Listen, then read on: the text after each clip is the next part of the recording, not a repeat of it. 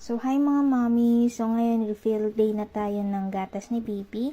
Ang gatas niya pala is Non-Infinite Pro HA. So, 0 to 6 months. So, meron kaming 800 grams. Meron din kaming nakabox na 2.1 kilogram. So, in this box po, tatlong box siya. Tatlong box na sa loob. Ganito siya kalaki. So, sa isang box po na gantong kalaki, meron siyang 2 sachet na milk. So, kada sachet po na ganito is 350 grams po. So, ayan, nabuksan ko na siya, yung isang box. Nasalin ko na yung isang sachet kasi nakulangan na ng gatas si baby at naubos na yung nandun sa lata. So, nirefillan ko na lang siya kanina. Then, may kasama rin siyang scoop per box. So, pag bumili kayo nito, 3,308 pesos. Tatlong box na siya. So, 6 sachets. Lahat-lahat po. So, maraming nagsasabi sa akin, bakit daw non ang pinili kong milk for my baby. Kasi po, first of all po, ito po talaga i-recommend ng pedya niya. Kasi marami nagsasabi sa akin na bakit daw non ang gatas na niya. Bakit daw non ang gatas niya. Pwede naman daw Ibona, Inestrogen, yung mga regular milk po. To be honest, hindi po siya pwede sa mga regular milk. Kasi nung first day niya or nung pinanganak ko siya, binigyan namin siya ng S26 kasi yung breast milk ko, as in, wala talaga siyang nadedede sa akin. Tapos, binigyan namin siya ng S26. So, may cow's milk. So, cow's milk pala siya. Yung ingredients ng S26. So, kada dede niya, or kahit hindi siya dumedede, panay ang poops niya, or panay ang pupo niya.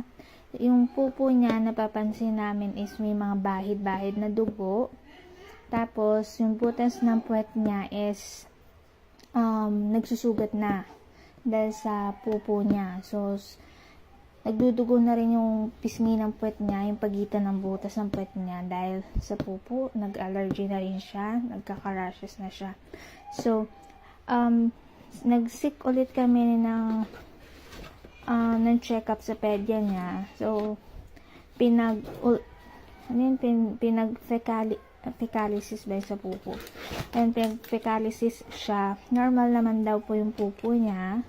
So, ang nakita is sa gatas po talaga siya. Hindi siya pwede sa cow's milk. Kaya ito yung na-recommend ng pedya. Ang first milk na talaga is yung non-sensitive. Ilalagay ko po sa description. Non-sensitive po siya na milk niya. And then, ngayon, pinapalitan ulit ng pedya kasi baka allergy ulit siya. Kasi yung halak niya, hindi mawala. So, nagpalit kami neto ng Infinite Pro HA. So, as of now, meron pa rin siyang halak. Kaya, ang advice namin ng pedya is mag-seek na sa neurologist. Since yung head niya kasi until now, hindi pa ganun ka-stable iangat niya. So, parang nakayuko pa rin siya. Totally, naangat niya, pero bumabaksak agad. As in, hindi siya stable yung ulo niya. Yung, alam niyo, parang lasing or parang antok yung ulo. Ganun. Yung gumigewang-gewang. So, ayun. So, 3,308 to. At, I know na super pricey siya, pero worth it naman kasi nag-increase yung weight niya dito. Tapos, nahiyang naman yan. So, ngayon, medyo botchog na siya dahil sa Infinite Pro. So, kasi, mas hiyang nito. Tapos, ang Infinite Pro kasi ang alam ko, hindi siya pure soya. Especially may G6PD din siya.